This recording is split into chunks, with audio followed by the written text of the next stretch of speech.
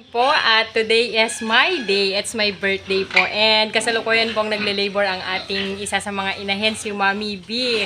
Magiging ka-birthday ko yung kanyang mga anak. So, tingnan nyo po, may mga signs na siya ay manganganak. So, today po ang ika-111 days niya simula nang siya ay nabulugan. So, tingnan nyo po, may mga signs na siya kasi kinakagat-kagat niya po yung mga bakal. Diba? Yan po yung sa mga baguhan pa lang po sa pag-aalaga ng inihan. Ganyan po yung mga signs na siya ay na ang ating mga alagang buntis na baboy ay manganganak na. So, tingnan nyo po yung dede niya, sobrang laylay na. Tapos, kung pipindutin natin, so, tingnan nyo po. Yun, may gatas na siya, di po ba? Ayan, sobrang dami na. So, tumitirik na po.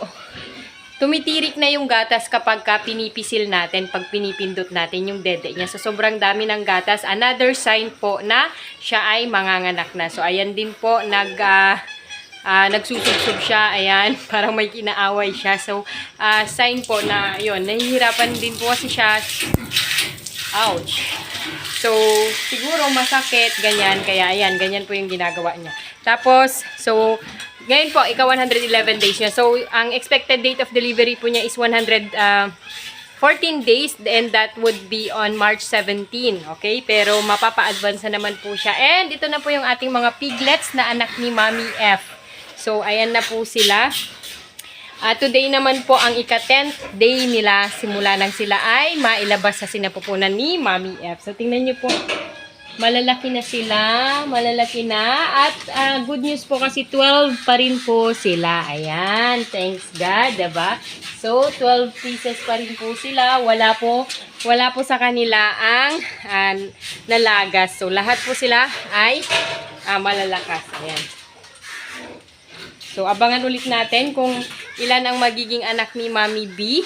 Ilan ang magiging blessing sa atin. So, lahat sila ay blessing. And, ayan, itong ating mga dalawang inahin ay April tsaka May pa yung due date nila. Tapos, ito na yung ating mga alagang fatteners. Oh, malalaki na po sila. Diba? Malalaki na sila. Okay? So, ready for, na po sila by April. April 7, 2024. So, sa mga naghahanap ng fatteners, meron po kaming available dito on April pa. April 7, 2024. Yun po yung saktong ika-5 months nila simula nang sila ay maipanganak. Tapos, yun po yung dalawa po yung natira nating fatteners dito na maliliit. Dalawa sila. So, yung isa po, kinatay natin, kinal na natin. Kasi po, hirap siyang magpupo. Okay? Kasi meron siyang rectal prolapse, I think. Meron siyang, hindi siya, malaki yung, alam yung pag magpupupo siya, parang, pag nabubusog siya, I should say, ay lumalaki yung kanyang, dito sa may puweten niya, basta rectal, prolapse, okay?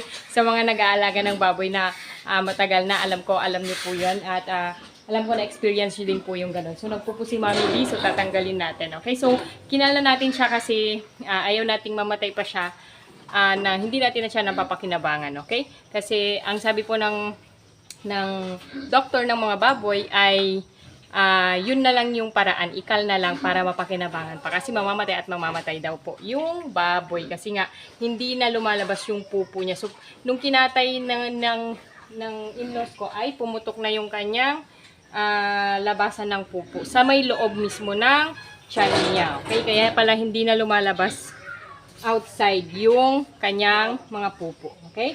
So, meron tayong bisita.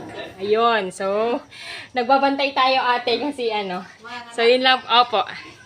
Uunahan ka niya! So, yun lang po for this video. Maraming salamat. God bless po.